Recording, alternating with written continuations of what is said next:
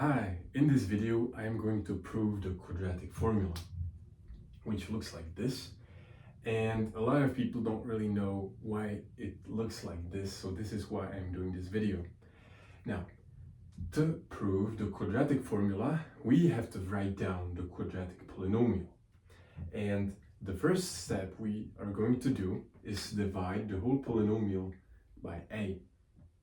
Now, we know that a is never going to be equal to 0 because otherwise it would not be quadratic. So this is why we can do that. So we're going to get x squared plus b divided by a times x plus c divided by a equals to 0.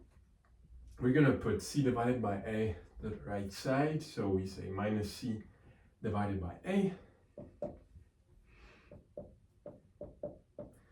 And we simply rewrite the operation. Now, in this step may look pretty tricky, but it's actually quite simple. We simply complete the square with this polynomial. So we just do this. We do x plus 1/2 of this, and we do not write down x. So it's gonna look like this. The entire thing to the second power, and then to get the same amount as before, we have to subtract what we added. So b divided by 2a to the second power, and this entire polynomial is going to be equal to minus c divided by a.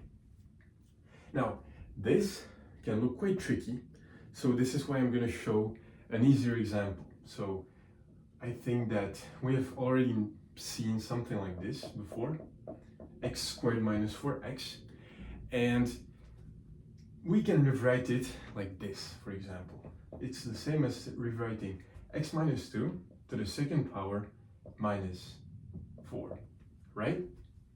Now, how did I get it so fast? So we simply, whenever we are rewriting it in this way, we can simply use this one rule where we do x minus 1/2 or plus, depending on the variable, plus or minus 1/2 of what we're adding, the whole thing to the second power minus the second power of what we added. Because if we wrote it down separately, right, it would look like this. So x minus 2 times x minus 2, because it's the second power, so this is x squared minus 2x minus 2x is going to give us minus 4x, which is what we wanted. However, in the end we get minus 2 times minus 2, which gives us plus 4. So we have to get rid of 4. So this is why I add minus 4 here. And what we did here basically is exactly the same thing, but there are no numbers. We're going to continue. So now we are going to rewrite our equation, and I am going to add b divided by 2a to the right side, and also I'm already going to put it to the second power.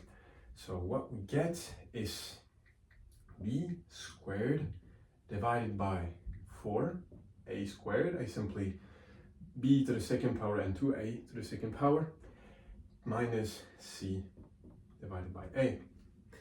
We continue. We can just write this once again.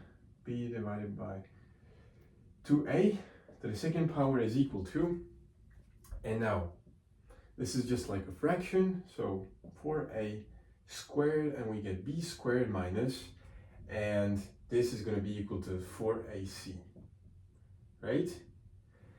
And as you see, it starts to look a bit similar to what the quadratic formula looks like. So this is a good sign.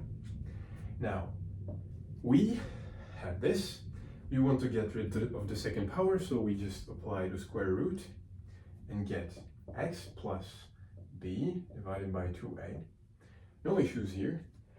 And here we have to be careful because there are two options. So we have to write down plus minus the square root of this entire polynomial. So b squared plus 4 times a times c divided by 4a squared. Now, I'm just gonna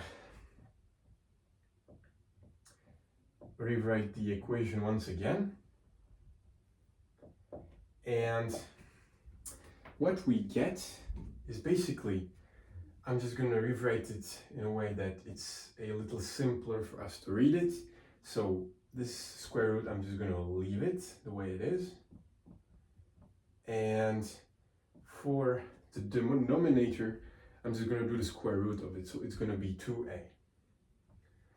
And as you can see, we're almost at the end because we almost got x, and now we simply do minus b divided by 2a,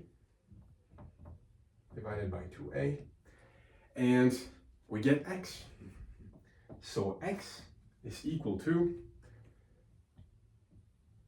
minus b